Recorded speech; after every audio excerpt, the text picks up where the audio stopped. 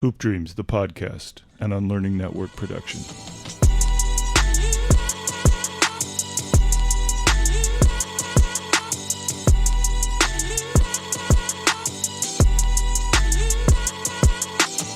So you walking into Marquette as a freshman.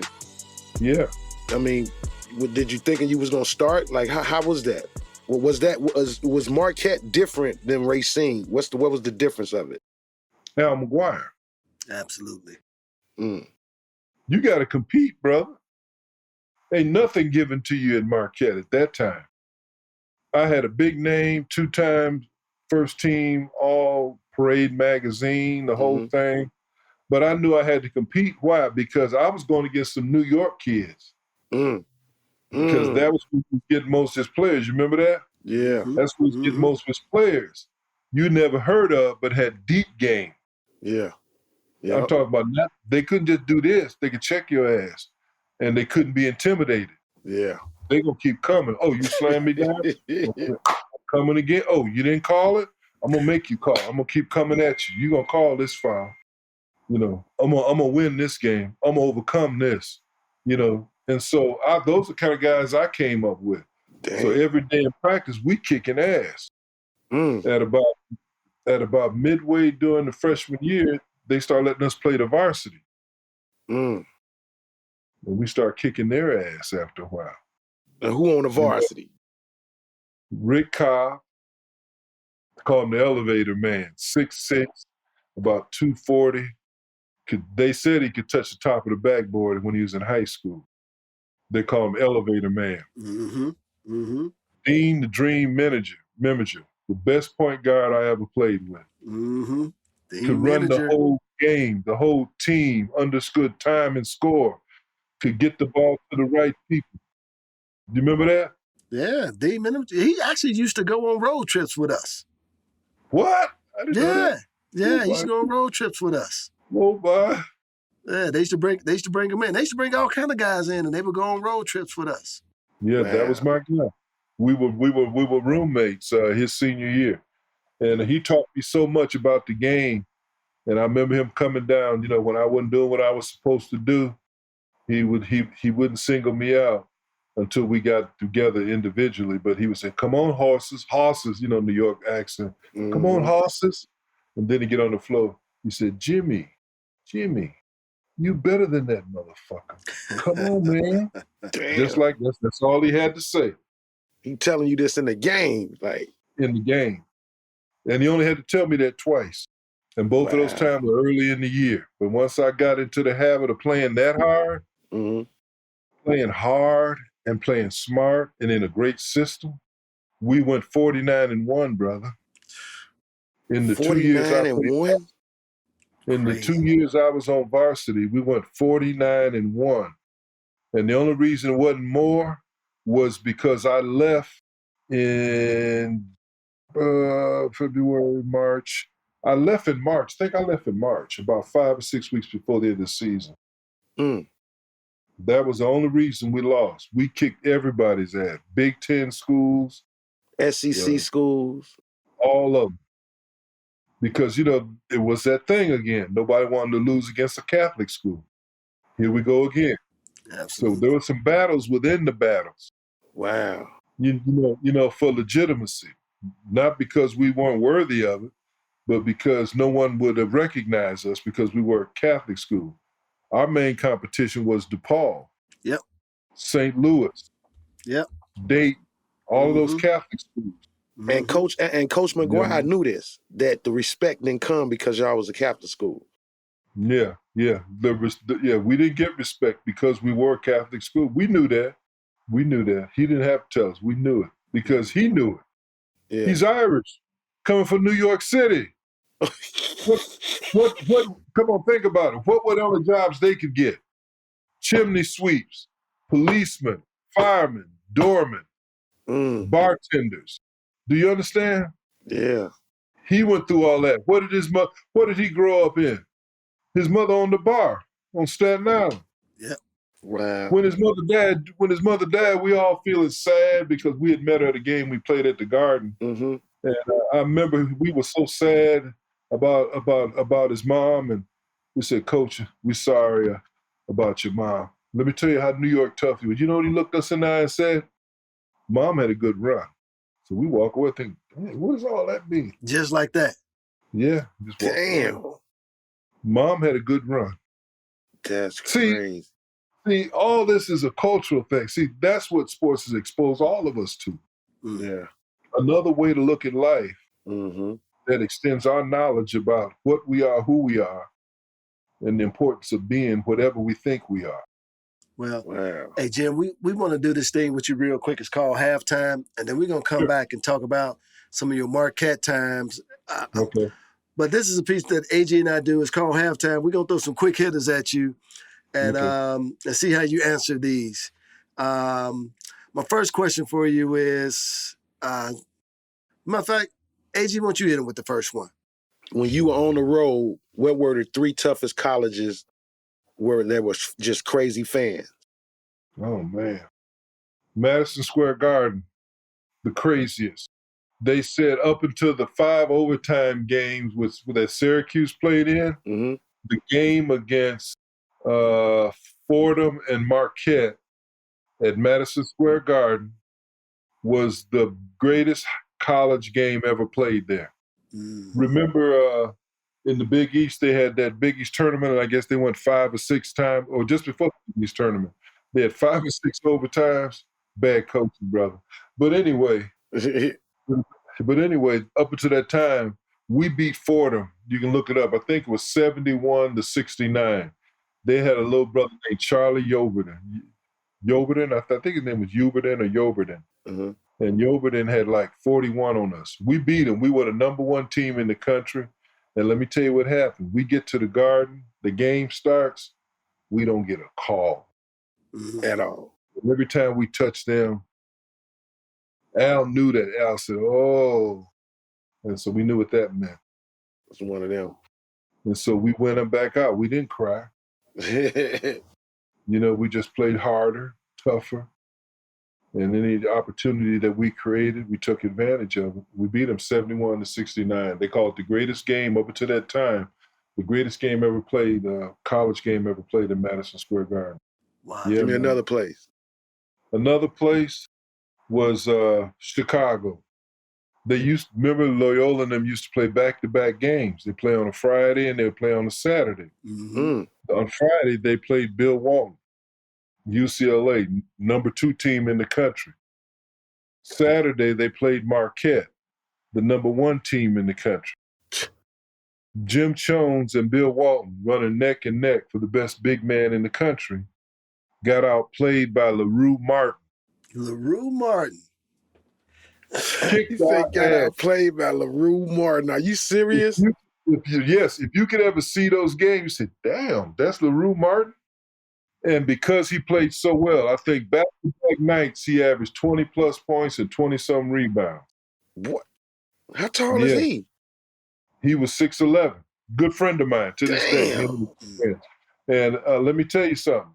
That propelled him into the number 1 pick in the NBA draft that draft year by the Portland Trail Blazers. That's right. Because he had outplayed the 2 best players in the country. That was number 1 and number 2 ranked in the country. Wow. Yeah. And the crowd went crazy. Let me tell you about your Chicago-ass crowd. Because that's probably was the only game that they let brothers sit in the lower level. But anyway, there was a black contingent behind us sitting toward the top of the lower level at the old Chicago Stadium. And they were calling Al everything they could think of. Probably some LaRue's people, right? Right. And I'm looking up there, and the huddle's down here, and everybody else looking at the huddle. I'm looking at them going crazy. And Al slaps me. Damn, man, what you do that for? Pay attention.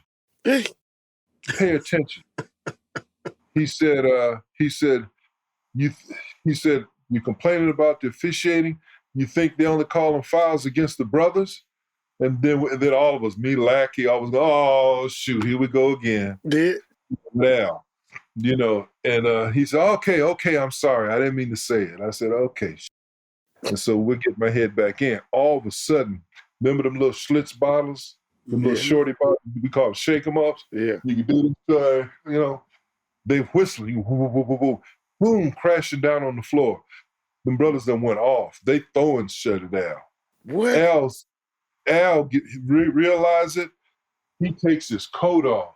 Yeah. And he's stepping on seats. And they got the hockey rail or the hockey glass. No, the glass ain't there, but just the gate kind of thing. Yeah. He's trying to jump up, almost over. We got him by one leg, and he's fighting us, trying to get up. He said, I'm going to get them, mama. So finally, we get him back over to the other side. This is all extended time out, right? Remember I told you I was sorry? I said, yeah. He said, I take it back. and we looked up at him. He said, Al, them motherfuckers would have kicked your ass. That was the second.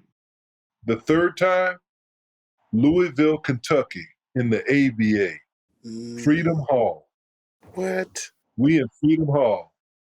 They put the Kentucky Colonels, gave two brothers, both of them over 300 pounds, sat on either side of the basket, ball head. All they did was dog players all game. And that place was never full because we're in the ABA, right? Right. So it was maybe, it made a whole 15,000, about 6,000 people there. You can hit anything. Chones, I don't know what they gave you, but you got to give that money back. And straight heckling. Right. Lou Carter II, you ain't got no business coaching in no pro. Hey, you were struggling at St. John's. Is that why you left? I mean, all kind of stuff, man. It was just incredible. Incredible. Wow. That was the worst hecklers I've ever heard.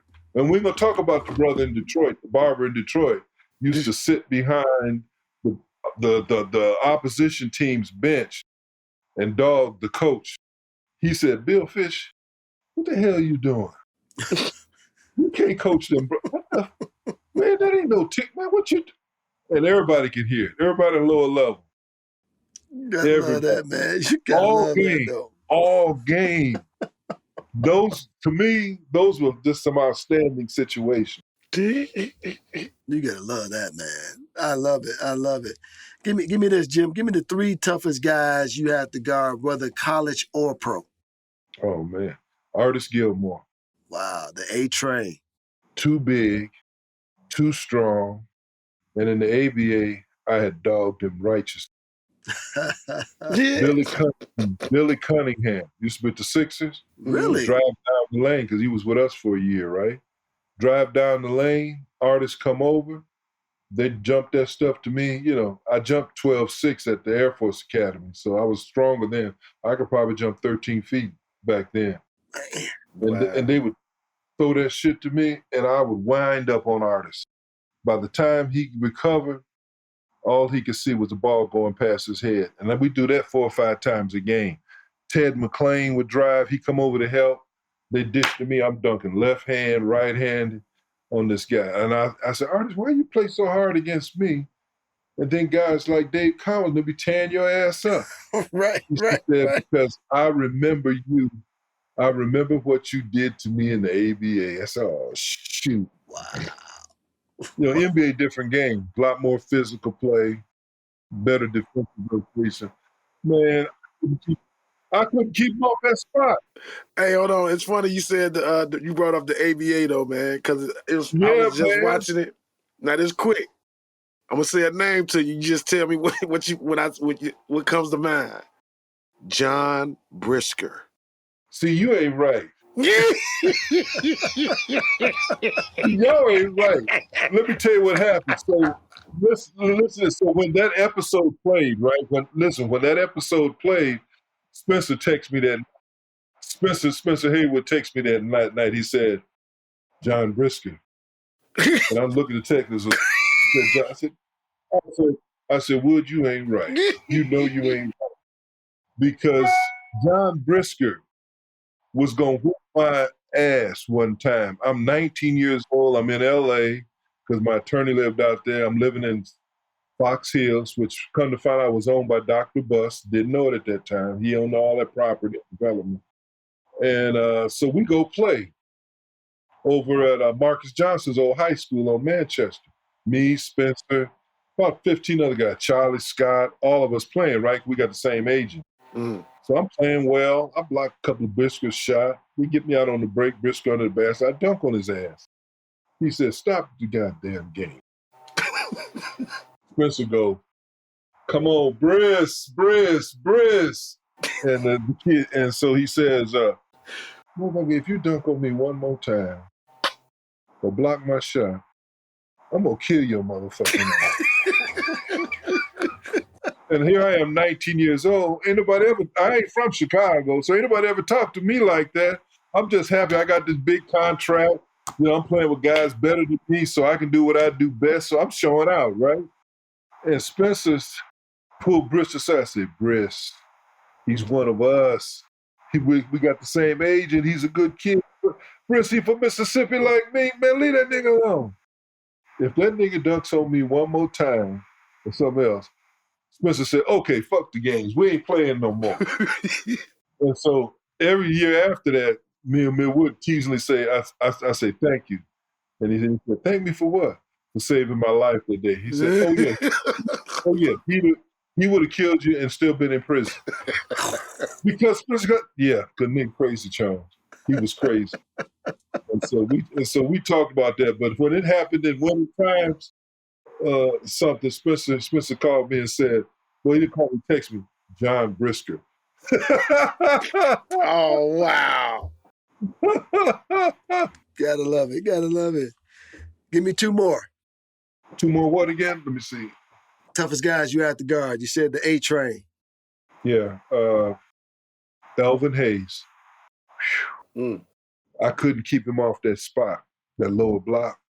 He would shoot that turnaround in my face, half turn hesitation.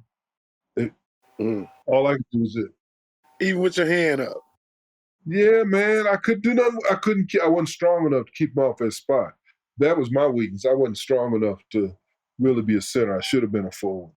But I didn't know it till I got to LA when they let me play a little forward with Kareem.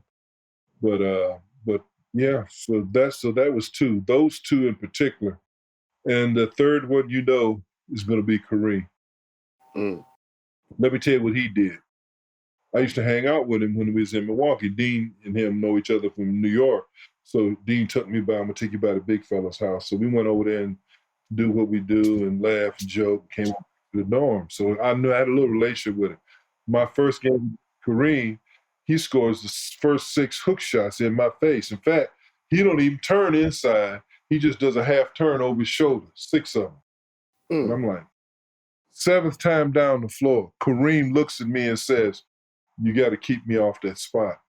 So he makes 2 more hooks. I'm messed up by now. So the 8th and 9th time in the second half, I start buying him in a little bit. Then that's when he started getting his dribble. He missed a couple. And I think they blew us out anyway.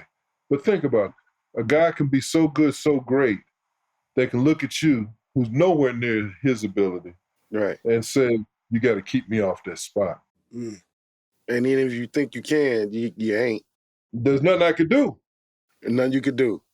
If you don't fight him, at that time, he and Wilt Chamberlain are the only 2 players that I know that the league allowed you to beat on them. You say legally, just beat on them. Yeah, right. You could be physical with them. But anybody else, you get down there and you be able to, whoo, that whistle would blow. Because they were so dominating in their skill set. Let me give you this question. 2 players in this modern era that kind of remind you of your style play when you played. 2 guys. Bob Lanier and Bob McAdoo. I was not as good as either one of them, but their style of play.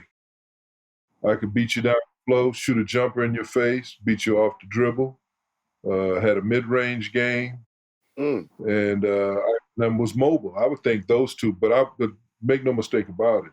Both of those are Hall of Famers. I was just a step above a role player. I mean, you could go to me for a couple games if our star was down, but I couldn't go forward. I just wasn't strong enough, man. Wow. And there's no shame in that because 85% of our league is what? Role players. Role players. Yeah. Yeah. It's an interesting question for you. What sneakers were you playing in when you were playing? And if you had to play today, what sneakers would you play in? Man, if I had to play today, I want top of the line Durant's, Kobe's, or LeBron's. No question about it. Yeah. Man, LeBron had a pair of old shoes that were in the Cavs storage room, and they were sitting over there by themselves because they were red. Uh-huh. Whose shoes are those? She said, those LeBron's. She said, you want them? You want them? I said, yeah, I'll take them. So I just started wearing them. Man, it's like wearing a house shoe on the basketball court. I didn't know those guys had those kind of shoes, man. And plus, they look heavy. Those shoes are light as hell. You get the extra support around the ankle. You got all that cushion. I said, man, these are house shoes. And I wouldn't tell out of them. Every once in a while, I used to see LeBron whisper to somebody and then looking at my shoes. And so I knew he was probably dogging me about the shoes, but probably those Nikes. But I started out like everybody else, Chuck Taylors, not the white ones. I wore the black ones because Bill Russell wore black Chuck Taylors. Low cut, the low cuts. I wore the low cuts, just like Russ. And then I graduated to in the NBA when I got there. I started wearing Pumas. Oh, Pumas, okay. Ponies. Remember Ponies? Yes. Yeah, I remember Ponies. Oh, man, they paid me $15,000 a year to wear ponies. Now guys be almost getting that a month. Right. A month or a game right. for wearing ponies, them big-ass contracts. And then I ended up wearing the Nikes, but I wasn't under contract by then. Hey, did you guys tape your ankles playing in the Chuck Taylors? A lot of guys did. Did you wear double socks? Yeah, I wore double socks, but I had mine taped by the trainer. I always taped my ankle. Never had an ankle sprain. Wow. You got another for him, Agee? Yeah. What's in Jim Chones' playlist right now? Top 5 artists. Oh, Lord. He said, oh, Lord. What Jim Chones rocking to? You got some spinners in there, some OJs. Well, let me tell you, Shy Lights. I like them. I play bass. I play the bass. For real? Hey, listen, and I know about that because I was going to ask you about that bass playing. Yeah. I play.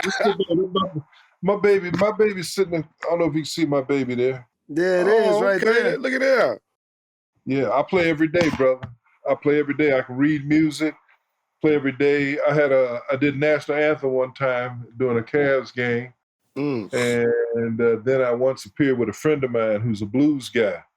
And they let me sit in for a couple songs a couple times. But I love it, man. I love playing. So let me think of five artists, huh? Okay. I like all music, but I would say I did Bob Marley for a year. Anything that was reggae, I was on it, brother. You talk about a groove, reggae, nothing grooves like reggae. Even R&B don't groove like that. Yeah. Whoa, man, when they get in a groove, now they're trying to be no more Americanized. But if you listen to Bob Marley stuff, it's first brother. stuff. Concrete Jungle, play that sometime. Put that down. Concrete Jungle. If Concrete Jungle don't make you say, man, we can put a couple reggae tunes on here. That old stuff by Marley. And I would say anything Motown. Okay. Anything Motown. Can't go wrong Motown at all. But I put the Shy Lights, the Stylistics. Let's see, the 2 or 3 other black groups are the best groups I've ever heard for harmonizing and playing together. I mean, I love it. I love their music. And then, I've been getting into John Mayer. Oh, okay. Check out, let me give you a couple tunes. Check out Vulture and check out Gravity. Gravity is what I learned to play. I love Gravity. It's got a slow rhythm and blues beat, but it's a real simple tune. It goes from G to C, G to C, and then down to D, and then from D major, and then back up again, and it's real smooth, slow jamming. Okay. Check out Gravity. and then text me back. Y'all text me back. Let me know what y'all think. We'll do. And and the other one is anything that has to do with Ron Carter, anything that has to do with Miles Davis, anything that has to do with those two in the combination of groups or anybody out of their groups. Okay. You know, from Wynton Kelly, you know, to Art Powell on piano. Yeah. You know, to Philly Joe Jones on the drums, to, you know, anybody that has to do with those two. Tony Williams, come on now. All them play with Miles. Are you self-taught on the bass? So you like real jazz? Yeah, Marcus Miller, anything had to do with that. I said, are you self-taught on the bass? I was for a while. I was trying to do it my way. And then there's a lot of tunes that I wanted to play and I didn't understand. And I remember a couple of my teachers was always saying, nigga, you got to learn the fretboard. And I'm thinking like, I learned the fretboard. I said, it's got to be a groove. There's got to be a pattern to this, man. How do I get the pattern? Oh, I see where it repeats. Oh, I see how this harms. And then once I learned that, I learned my triads. I learned my 1-3-5s, my 1-3-5 7s. I learned all the scales. I know all the scales. There's like 7 basic scales. I know all of them, and I can play them from anywhere on the bass. Damn. All I got to know is the key. Sometimes I got my ear, I can pick the key up, and then I listen to the backbeat, and I can jump in with most anybody and at least hold my own after maybe the first couple verses. Damn, that's what's up. Yeah, it's big time. But I'm learning. But check this out. I can't slap. I refuse to learn slapping, and now I'm behind in trying to learn it. Slapping. Yeah. Okay. Yeah. Well, listen, I got this last one for you. And this isn't in any particular order, however you see fit, but give me the 3 people that have had the biggest influence on your life. Well, the first 2 are easy. My mother and my father. There's no question about it. My mother and my father. There's a whole lot of people tied for third that I couldn't put above them. And that 2 would be my father's brother, my Uncle Samuel, my mother's brother, my Uncle Ben. Then another one would be my wife's father. Never heard him swear, never heard him raise his voice. Was getting beat up pretty good sometimes by my mother-in-law. And he took it. You know, just a heck of a guy. You know, those are people I call angels. You know, but I would say those 3 in particular. Man, I appreciate that, man. Appreciate you doing halftime with us. Yes, we want to jump into this winning time because, first of all, it has just to be an honor that, you know, for the show to come out, there's a character, that's playing you. What has that experience been like for you? Well, my daughter called me one day about 8 months ago, maybe 6 months ago, and she said, Dad, this guy on Instagram wants to talk to you. So I ain't got time for that stuff. You know, I don't do Twitter and all that stuff. Old enemies may put anything on there. You know what I'm saying? Right. So I don't get involved with that stuff.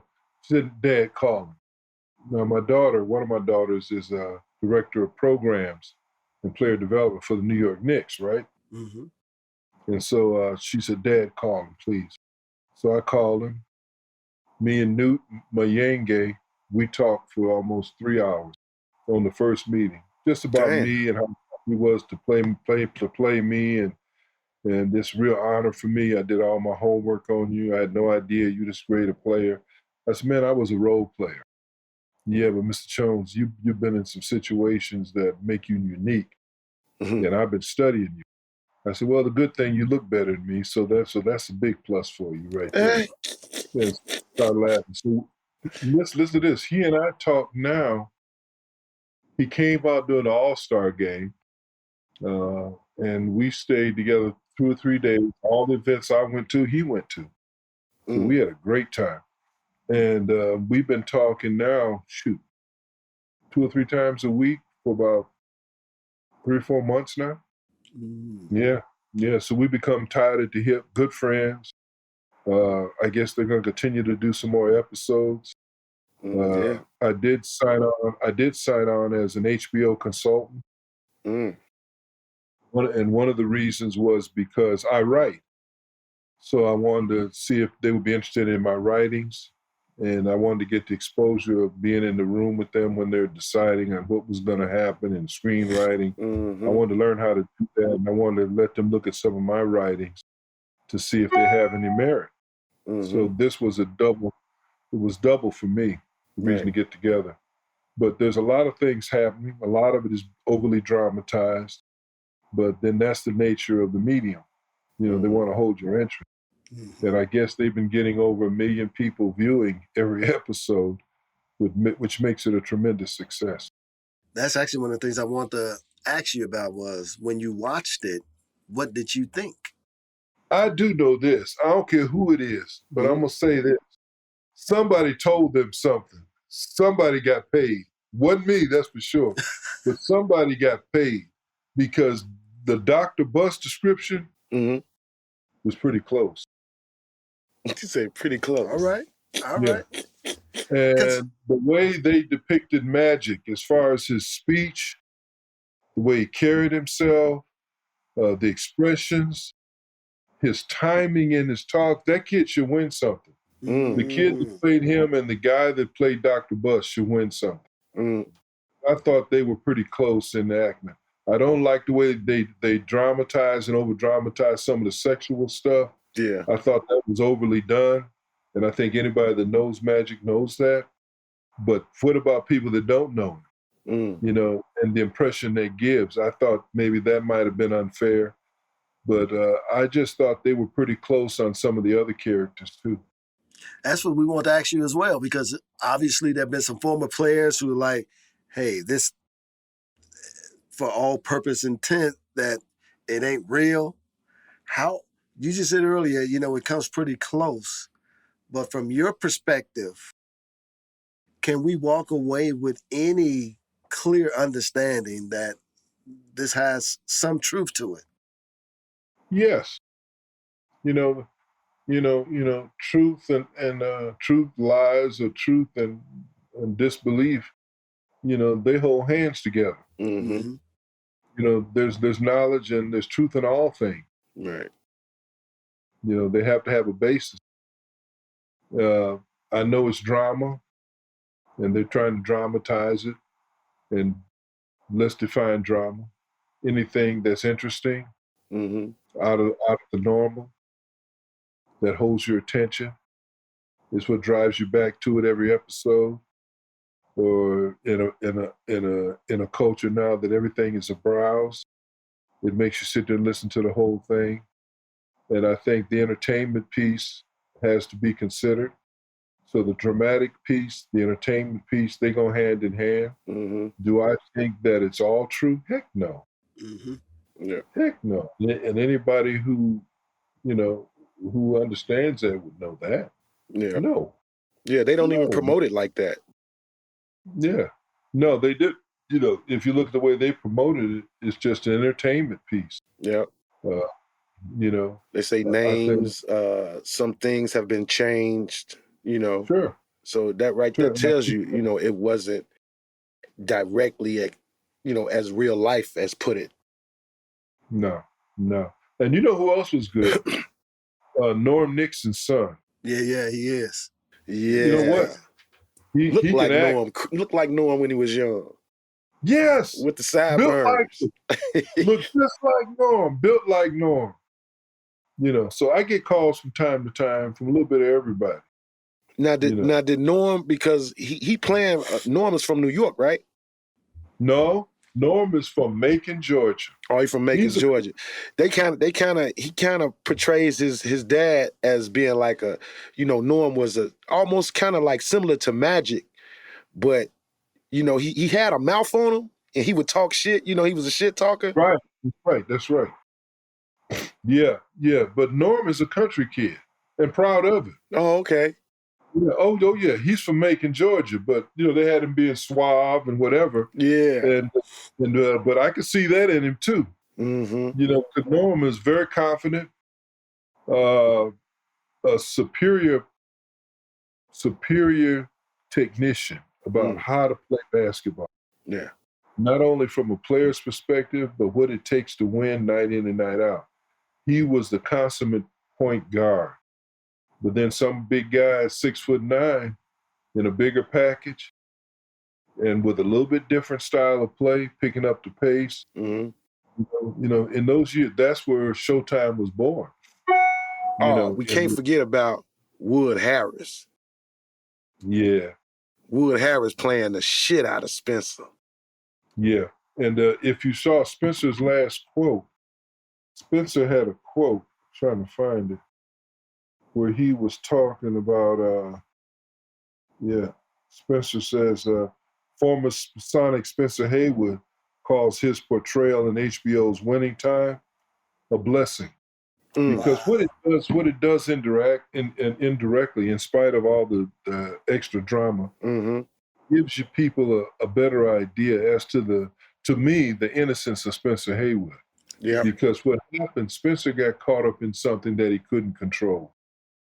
And what you have to understand, he wasn't the only athlete doing that in our league. Right.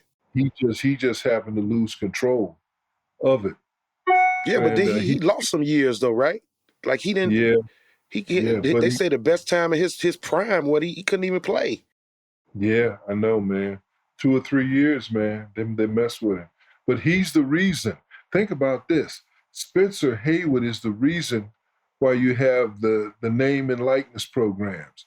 He's the reason why athletes are getting paid. Do you understand what I'm saying? He's the reason why Jim Chones, LeBron James, Durant, all of them were able to leave school early and pursue what they call pursue gainful employment. Gainful rightful, yeah. That's right. Spencer Haywood was the first. Kurt Flood, free agency. They banished him from the league for pushing free agency, a KC1. He ended up playing in Europe. You just know what I'm saying, man? Yeah. Wow. These are, those two in particular are what we call the change makers. Yeah. The sacrifices they made. Yeah. I remember Spencer once told me in our Cavs HQ radio show, he said, after they won the case, Thurgood Marshall came over to him and said, "You won the case, young man, but they're going to blackball you." Something to that effect. Yeah. And they did. They took his best years. He wasn't the same Spencer with that 40-some-inch vertical. Yeah. The 7'3" reach.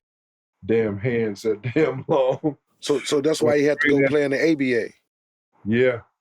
And he is a jazz expert. He can hear a tune. He used to have a jazz radio show in Detroit when he was in college. But he can hear. I used to hear him and Kareem on the bus, and they be going da da da da da da da. Man, that's Philly Joe Jones on the drum. Da da da da da. No, mama, that's Art Blakey. Nigga, that's Art Blakey back in 1958. How do you know? I got the album, man. I mean, that's how well they knew jazz. They could hear a tune, tell you everybody that's in the group. That's jazz crazy. Experts, Kareem and Spencer Haywood. Intellectuals. I want to ask you about that team you played on. Are you still close with a lot of those guys? I talked to Butch Lee yesterday. Butch Lee, another Marquette legend. Yeah. Coop and I have been texting for the last 2 days. Talking about, I love you, Crush. That's what they call me, Crush. C-U-Z. I mean, yeah. What do you say? Crush. Yeah, C-R-U, whatever it is. C-R-U-S. And I talked to Norm earlier in the week. And I talked to him a lot last week. McAdoo and I text all through the year. I wasn't on his team when he played with the Lakers, but we've always been good friends. But there's a whole bunch of guys that I stay in touch with. Hey, let me ask you this. What was your true, real thoughts of Irvin, Magic Johnson. Of who? Irvin Magic Johnson. Let me tell you about Merv. I could kiss him on the forehead every time I see him. He was 19 years old. When he came to us, he was 19. At 18, he had just taken the NCAA tournament by storm. Right. The next year, he's holding a ring in the NBA. He changed the game, brother. The style of play that they're trying to play now was because of him.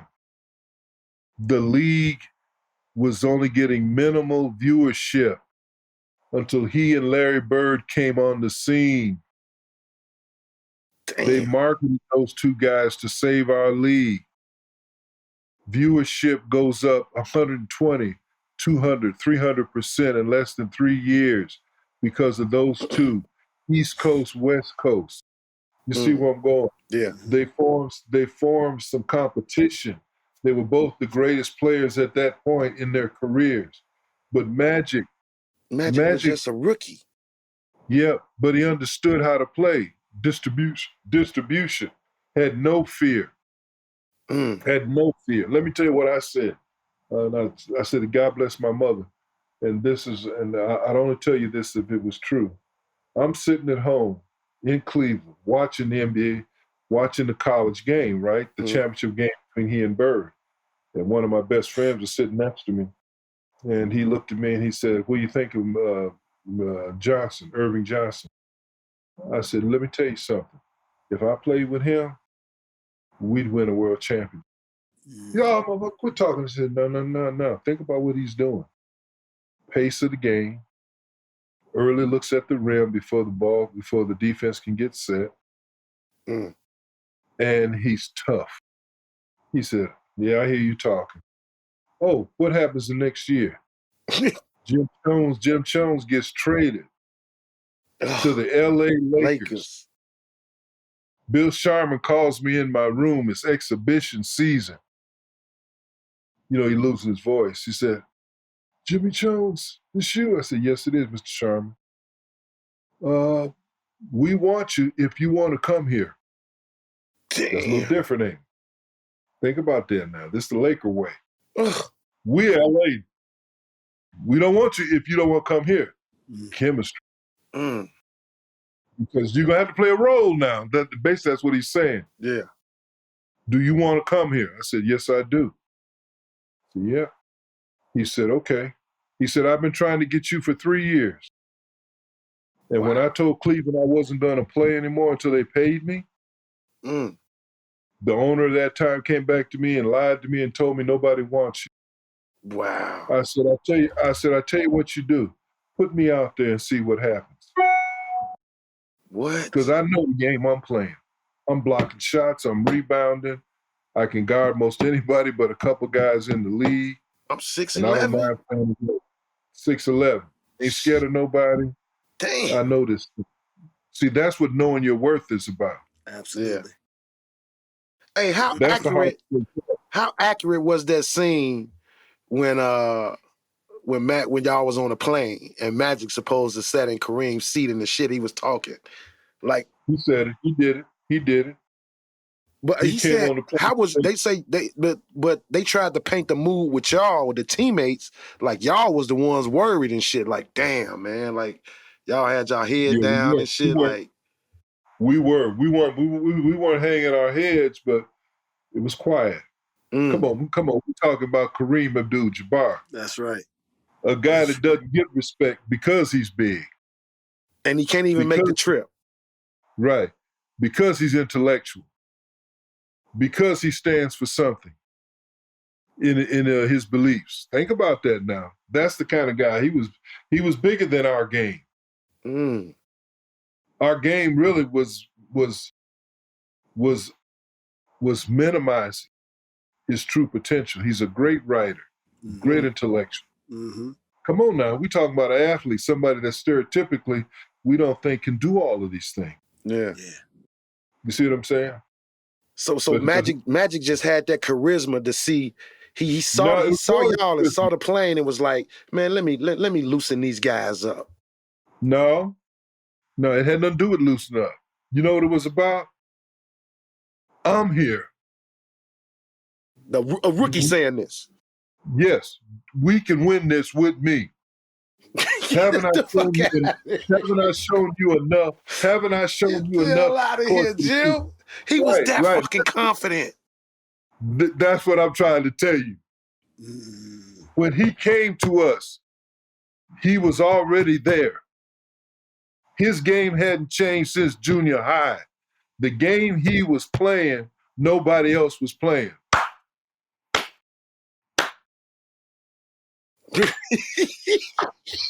Didn't even have a jump shot when he came to us. Think about that. Right. All layups. We playing. Let me tell you how he is. I said, Buck, David Thompson. Next time he get ready to post you up, let's switch. He looked at me. Okay, Big Daddy. But David Thompson was coming down. That motherfucker was turning his back to him in the middle of the lane. Basket behind him. That nigga was and jumped this way before he even turn around in the air. And on the way down. Damn, that's David. The game up. And so Buck might say something like, hey, help. So I said, Buck, next time he try to post you, let's switch. So I push him off the spot and make him turn around and shoot a jumper. Contested, right? Because he couldn't post me up. So you know what Buck would do for me? Big Daddy, run. I run, fill that lane. He'd be on the other side of the floor. He throw that shit over there. Give me 2 of those a game because I helped him. That's how this game played. Do you see what I'm saying? Yeah. We didn't need a coach to tell us how to help each other. He knew already. Damn. So it became, because he gave what he gave, it was easier for me to give to him. But see, that's interesting that you say that, because I heard you state earlier that Magic was already doing these things. But the league wasn't playing like that, though. Right, the league. So how was that a change for you personally, and then even the Lakers at that time? Well, see, we had ran like that in the ABA. Oh, okay, right. That's the way we played. That's the way we played. You know, we running. Why? Because 90% of the guys in our league were rejects. Why? Because they didn't fit the profile. Gotcha. We had guys like Akers and Billy Pulse, 6'11", 7-footers, who had turnaround jump shots, could shoot from the elbows. And the NBA said, because you don't like to get hit down low, and you're not a post-up center, therefore we have no place for you. So we end up going to the ABA. What about a guy like George Gervin? The NBA didn't want him because of some rift that he got in trouble with at Eastern Michigan. Remember that? Yeah. So he leaves. He's 19 years old. He's 6'7", weighing 150 pounds. He comes into our league. That nigga finger rolling from the free throw line. He's shooting bank shots damn near half court, and then looking at you saying, coming down, looking at you and shooting another one and pointing at you saying you thought it was luck. Damn. See, that's how deep his game was. Spencer Haywood, they didn't want him to play in our league at that time because of what he had won and fighting. So where did he have to go? ABA. To the ABA. See, that was an alternative to the social, economic, sports structure at that time. Non-traditional. Those non-traditional guys. And that's where Magic comes in. Who was he playing with over at St. Cecilia's in Detroit? Gervin. Spencer. All those other ABA guys. Yeah. How were they playing? They're running. They wasn't walking that thing up the floor playing 5-on-5. I'm going to hold you in the back. You going to hold me. I'm going to forearm you hard. No, it was a game of finesse, movement, which created another level of being creative. Okay, what's being creative? You get out on the break. The center is back, but you got your big running to your left, but he's concentrating on you because you got the ball. So he commits And all of a sudden, in the middle of the commitment, Magic sells it and throws a look pass here, and you catch it in rhythm and dunk it. See, that's a level of playing. We call that creativity. Hey, Will, I gotta ask him about this. Another part in winning time that I love that they kind of show, but you just kind of get a view and what you could think of it. How did Jerry Buss set that foreign club up, man? Jerry Buss was deep. You know why?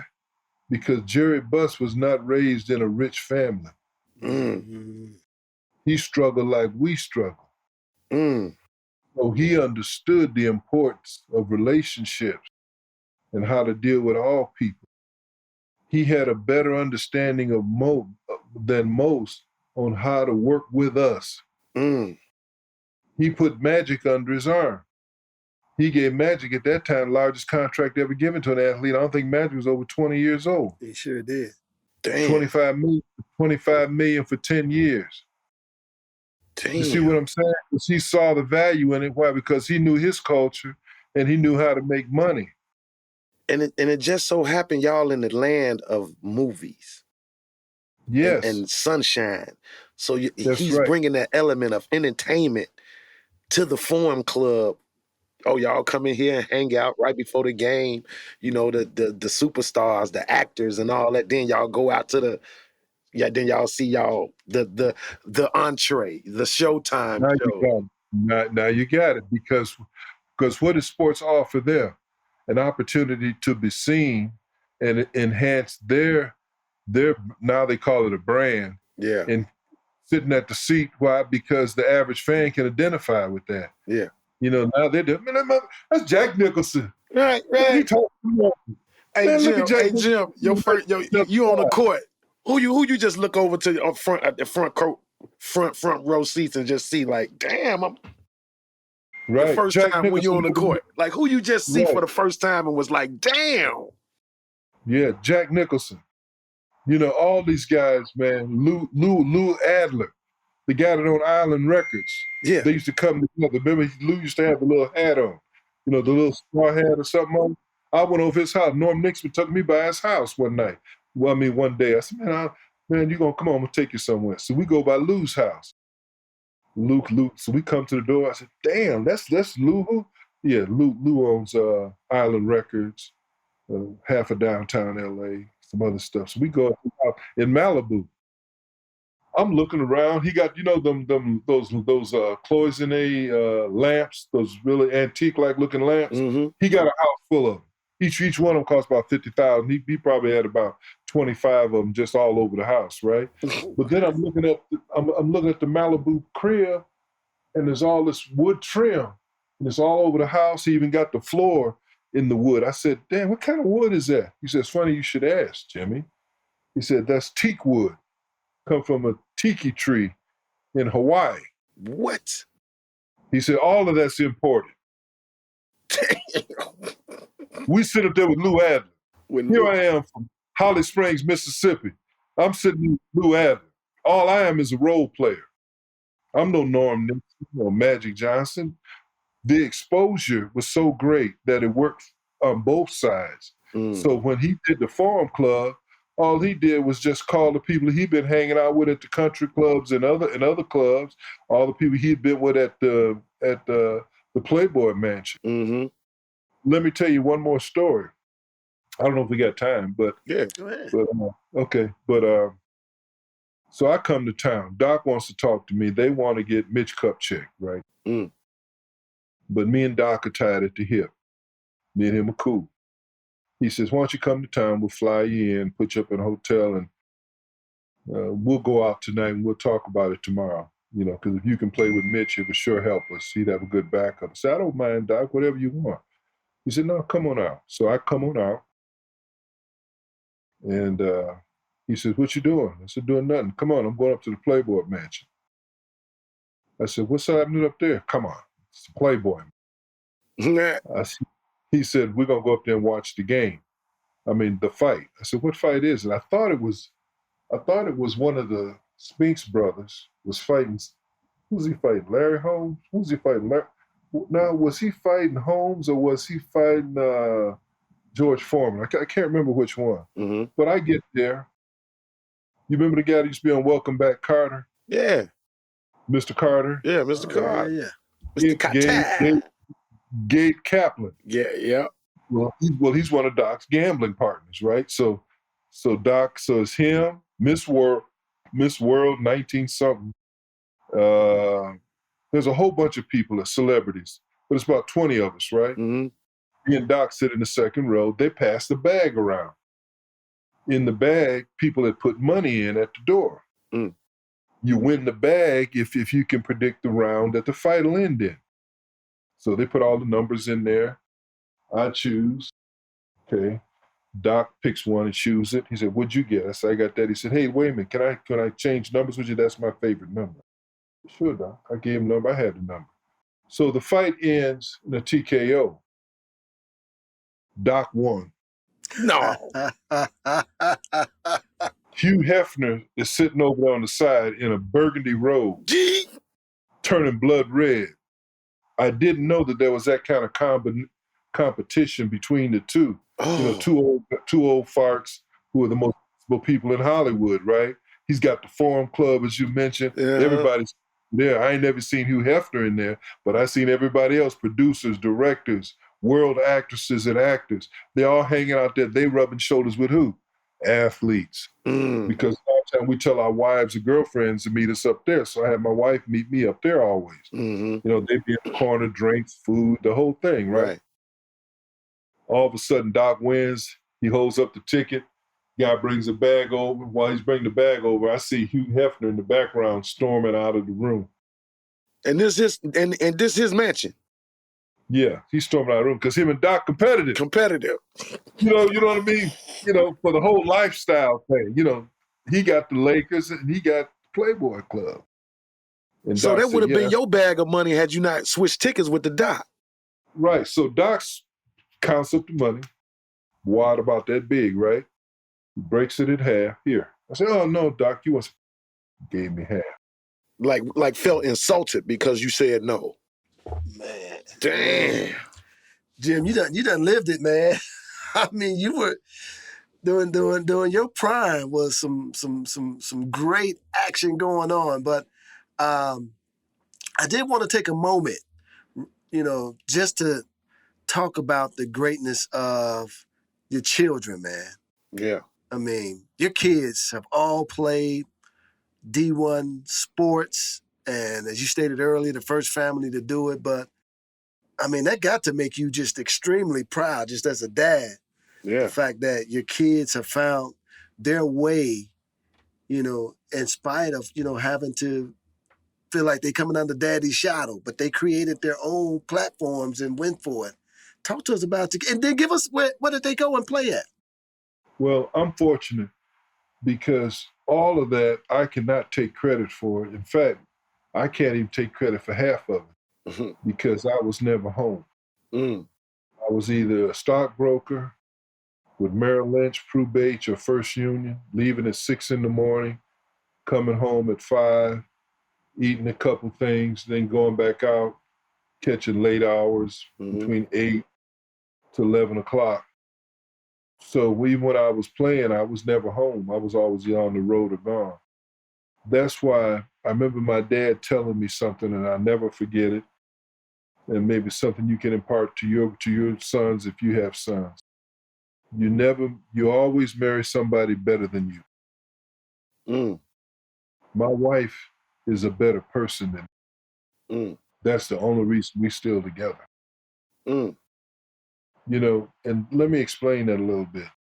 You know, women fight for so many things because the prejudice against women and gender is so specific that I don't know how they cope with it. The most important thing in our life is our mothers. What makes a mother so unique? What makes a woman so unique? She can not only give birth to something that exemplifies her own femininity, but she can give something life that is opposite of her. Male gender. Think how deep that is. Mm-hmm. She has the ability to give life. They vibrate higher than us. That's why they have the ability to give life. So even though how many of us have basically been raised by our mothers because dad wasn't there and we came out all right? Yep. Mm. Yep.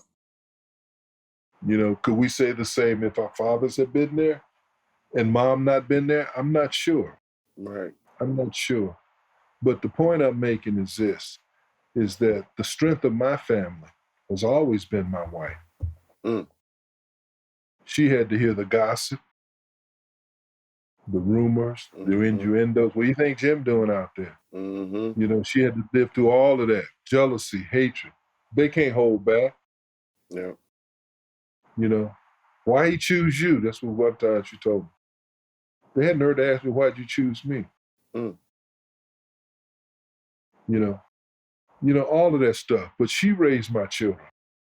None of my kids have ever had diaper rash. You say never had diaper rash. You think about it. You know how you get diaper rash? When they're sitting in nasty diapers too long. Mm-hmm. Mm. You understand what I'm trying to tell you? Absolutely. The secret to my success has always been my wife. Now, have I always thought like this?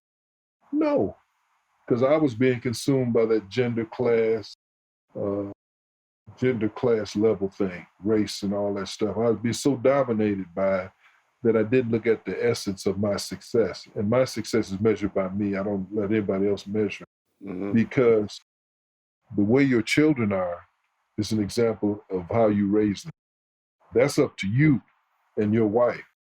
Because they come in like, I remember this great speaker once said, our children are born into this world knowing nothing. Yep. But with the capacity to know everything. We were talking about, I really just want you to just to name your children and the schools they played at, because that's just so inspirational. But you was also talking about, man, just how the significance and the importance of your wife and how she really just championed the Chones family cause, man. I just think that's amazing. Yeah, any success that I have would have to be contributed to her. And she's a very religious sister. She goes to church or virtual 3 days a week. And she believes in God. I do too, but not in the same breath as she does. But I don't mess with her. I leave her alone. You know, whatever makes her get up in the morning, you know, I have to respect that. But I've been fortunate. I have started out with 2 daughters. My oldest daughter went to L.A. with us. My second oldest daughter was born in L.A., Kayla. And so we put L.A. in her name, Kayla, Kayla, Kayla. And I wanted to have been K's. There's the power of K's, if you understand anything about numerology. And so I wanted to make sure that they had powerful names. And my oldest daughter's named Karida, Kareeda. And Karida is one of the senior vice presidents for the Milwaukee Bucks. Yeah, and she's been with them since graduating out of college. And don't forget, y'all share one other special thing too now. What's it? Oh, that's right. You and her were in the same class together. Yes, but that means what? That means what though? Marquette, baby. That is. That's right. That is. She played at Dad's alma mater. Yes. That's right. Marquette. My second oldest, Kayla, who was born in L.A. She is the director of player programs for the New York Knicks. And she's been with them since mid-season. Wow. And she's been with them since mid-season. Before that, she was with Puma and did a lot of work for Puma. Before that, she was with the Minnesota Timberwolves doing the same program. Okay. And she said, and I remember when the Knicks called her, she called me and said, Dad, the New York Knicks want me to do the same thing I was doing in Minnesota up there. I said, babe, you got to go. I said, the Knicks are the number one sports team in North America. You know, some people say the Dallas Cowboys, but most people know about the Knicks more than they know about Dallas Cowboys. Easy. I said, they're in the greatest city in the world, New York City. I'm sorry, Chicago. Yeah. But I said, you have to go. So she left. She left Puma and went to Knicks. But when she was with Puma, she had Kuzma. She had both Porter brothers, the one in Denver and the one with Houston. Mm-hmm. She had Bagley, who was with the Kings at the time, is now with Detroit. Yeah. She had a whole bunch of young kids that she was mother hen to. And so she's never been in awe of athletes, because she grew up around them all her life. Right. But she's very professional and very good at what she does. So those are my two oldest. My next one, my wife came to me one night and said, you know what? We don't have a boy. No, she said, you don't have a son. I said, okay. I said, I love my two daughters. I'm not upset about that. Mm-hmm. Yeah, but I want to get you a son. Listen, if you want a son, you should say that. But don't right. Don't be acting like you're doing me a favor. You know how they talk around. Right. And so I was playing in Italy at the time, playing for Bank of Rome, trying to ease back into society. So I went over there for a couple of years, played in Florence one year. Next year I was in Rome. So I've been hanging out all night, man. And I come in at 2 or 3 o'clock in the morning, and my phone is ringing. My phone never rings, right? And because I'm over in Rome. I pick it up. She said, Jim. I said, yeah, where you been? I said, I've been hanging out all night, girl. Clubs and everything. Eating, drinking. She said, well, I got news for you. I said, oh, some bad ones. She said, no, I'm pregnant. I said, oh, good. She said, but it's more than one. Now, my wife is a twin. What? So I'm thinking twins, right? And then all of a sudden it says 3, but it might be 4. Woo! I hung the phone up. What? I hung the phone up, man. I slept on that one. I said that was too much for me to take. What? Yeah. And so how many was it? It was 3? It came up 3 boys, but when I watched it and the gallery was full and extra doctors inside watching the multiple births, the birth, what do you call it? The birth sac, that they was I wish I could show you. I can't show you because I got to hold the phone up. But it was as big as 2 basketballs. That means there was probably more multiple births, but these were the only ones that were surviving. These 3 boys, Cameron, Kendall, and Kyle. I bet they blew your mind. Right. Cameron graduated from Brown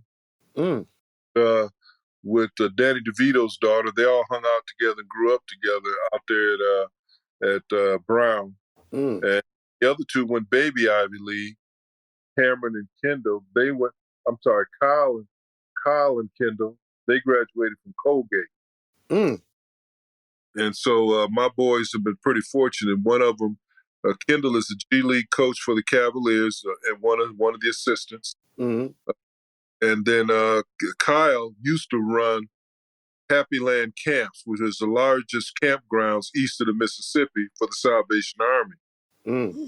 And he did that for 7, 8 years. But now he left there, resigned, and went back to school and got accepted at Wharton in analytical, trying to get a basis for a degree in analytics. And he wants to get back.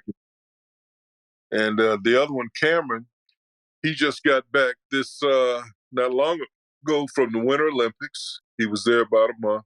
And the Summer Olympics in Tokyo. So he did both Olympics. He's been doing NBC, ABC, doing Major League Football, basketball, the NBA, and he works in the truck, video coordinator. Okay. Can do everything. Started out carrying rope. Wow. I tell you this, man, there is an amazing picture of your family on Instagram, Twitter, where all your kids in their jerseys. See, I don't have all that Instagram. You don't have that? Oh man, this is just like an amazing photo. I'm just like, That's crazy. Crazy. But I didn't know they were triplets. Yeah. Boys. Yeah. The Oh, boys are my triplets, goodness. ain't that so crazy? Well, man, shout out to your wife. Yeah. Goodness. Woo. Yes. You said you fainted out. She probably one who fainted. Yeah, same thing you said. Woo!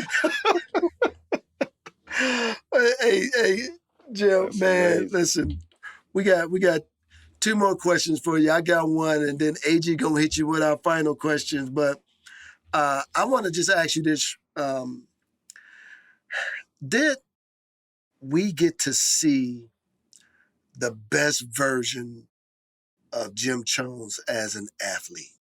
I would say yes, and let me tell you why.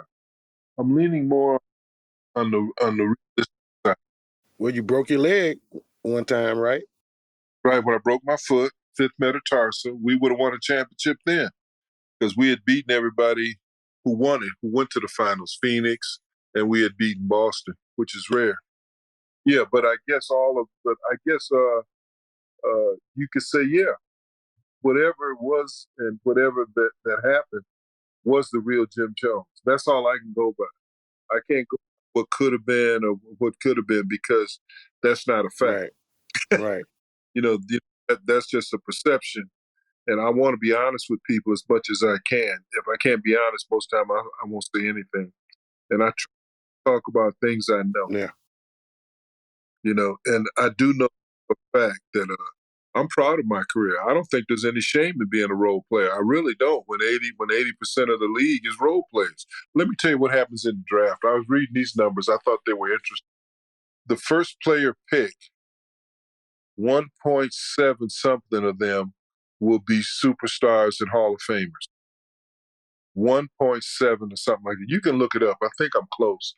And I think then they said the next person drafted would be, I thought they said 7.7 will be exceptional players.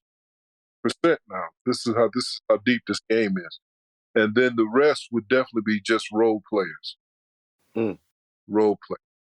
That's how deep this game is. That's how competitive it is. How many times have we seen so many great players? Oh, man, he going to tear the NBA up. Yep. And then you look around, whoa. And sometimes the biggest adjustment is they can't make the adjustment to going from a star player to being a role player. Okay. Mentally. What is a role Mentally, player? they can't. Coming off? No, they can't deal with it because their drive is always, I've been the one. And being the third option is not easy. Because really, you're not an option if you're the third. Yep.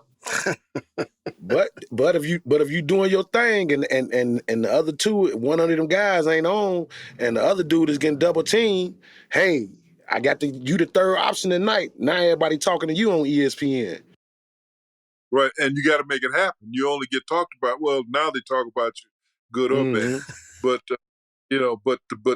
the point is, the NBA is no joke, brother. It's the most competitive sport in the world because everybody out there was a star, was the man, ego based on being the one. And then you get and then you get dunked on. Yeah. Or this guy get 40 points on you. Yeah. Or you don't make the free throw that leads to the victory. This is a highly competitive game. Without a doubt. And we understand it because we played it on the streets. We know how competitive it is. Hey, I got two questions, but one of my questions was, and I wanted to ask you this earlier when we was talking about your Marquette, and it has something to do with that uniform back there behind William Gates. Y'all was the ones that started this uniform thing. Like really, we talked to Bo Kimball and he told us how he, So which uniforms was your favorite? The Bumblebees. The Bumblebees. The Bumblebee. Yeah. I don't know why they won't bring those back. They need to bring those back. I hope they bring them back. Yes, that was my favorite. I'm gonna get that. I'm gonna cop that. I need to get that. Hey, you know why? Because it's non-traditional. It breaks the rules. Yep. What was great about Alpha Fire? We won the highest rated teams in the college basketball the year before I got to the varsity, and they to be like a 7th or 8th seed and go down south and play. And Al said, no. She said, no, we won't. We're better than that, and you know it. And we ended up going to the NIT, remember? And we took the NIT that year. Yep. Right. You see what I'm saying? We're not trying to break rules, but we're gonna do things the way we know are right. Do you remember how many sets of uniforms y'all had? We only had that one, and I think we had. Great point. Great. Yeah, because I'm looking on here. When I Google Marquette, I'm looking at the uniforms y'all had. Y'all had some ones with a circle right here, and the thing going down the side with the number inside the circle. The bumblebee ones, the untucked ones, like shit. Yeah, well, the untucked was both. That was both now. But we did have the one with the stuff on the side. That's right. We had the white with the turquoise and dark blue on the side, I think. I think the one. Yeah, but those were nice. But just shows you the talent of both. Both. Yeah. And he had stuff like that, man. Chicago brother, he and Lloyd. You know what I'm saying? Yeah. Hey, to hear him tell us, me and Will, that story about, he was like, what you interested in? He was like, well, I like fashion design. Well, we ain't got no damn fashion design here at Marquette. The man went to a school down the street, a lady, some type of Catholic school for all women. Yep. And Al McGuire got him a class of fashion design in the school down the street. Right. That's right. That's Al. I'm like, get the fuck. I'm like, that's Al. Like you said, that's Al. That's right. Non-traditional. See, and he instilled that in all of us. Crazy. Right? He instilled that in all of us to fight. Don't accept your circumstances. Don't accept the status quo. Be fighters. He always told us that. And I'm sure Bo had to be on he had to be ahead of his time by even doing that, because I knew guys wasn't going to school for fashion design. That's right. Bo way ahead of his time. Way ahead of his time. Damn. Yeah. And then furthermore, they're crazy about that story. They said that Coach was in business with some clothing manufacturer, marketer, sportswear company. Coach owned it. Coach owned the business. Yeah. Medalist. Yeah. Medalist. It was called Medalist. It was in northern Wisconsin. Really? Yeah. Yes. Because he was still making our uniforms when I got there. Matter of fact, Coach used to bring them to us every year. Yeah. Dang. Bring uniforms to us. Made it work. Every coach after that tried to be like Al. Sure did. Yeah. They weren't making no money. Only people making money back then were football coaches. And here we are. We don't have a football team. But Al changed all of that. Al was not going to come here for nothing. But what he brought to us was another way to look at life.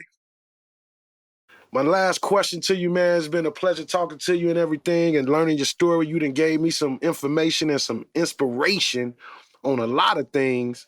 And my last question for you, man, is what's the next chapter in Jim Chones' Hoop Dream? The next chapter is we have a company. You can look it up. Cyber Athletic. Not IC at the end, but LIX. And what we have 4 pillars. And those pillars are wellness, development, fitness, and the 4th one is competition. And look for us. Our website goes up. You can do cyberathletic.com with IX, athletic, and IX. And look at our stuff on Instagram, give you an idea of what we're about. But we've got some sports psychologists. We got a Hall of Fame sister named Janice Braxton. Okay. Hall of Fame, first sister, the first women's team, Louisiana Tech, to play in the women's first Final Four. She got MVP. She's in the Hall of Fame. She's a gold medalist on the Olympic team. She does a lot with us, and one of the principals. We work with young people. We work with coaches, parents, trying to get them together because this is a new game.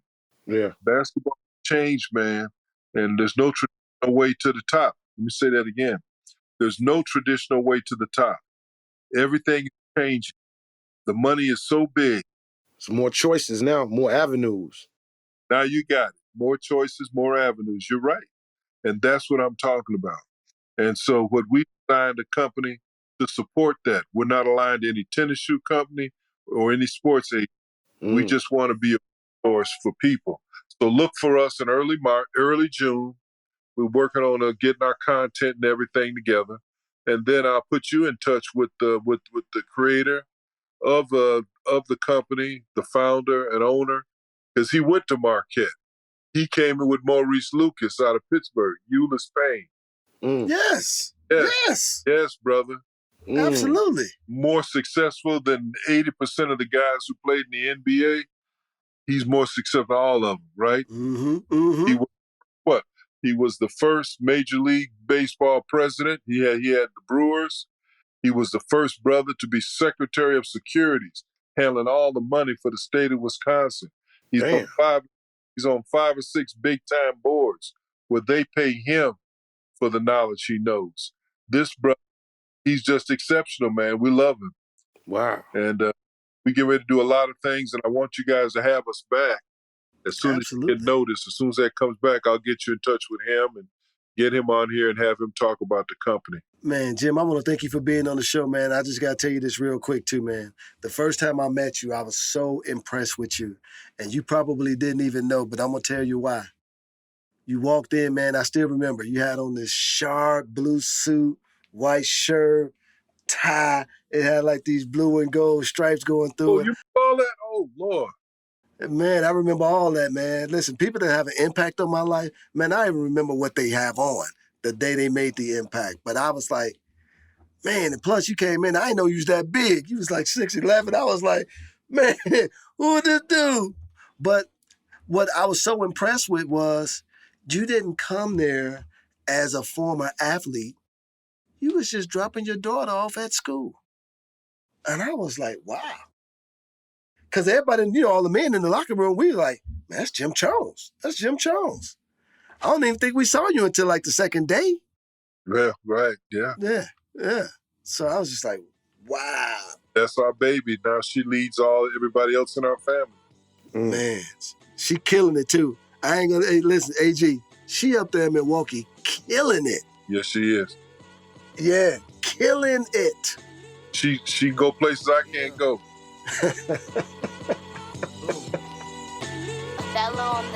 I'm the gold of my era.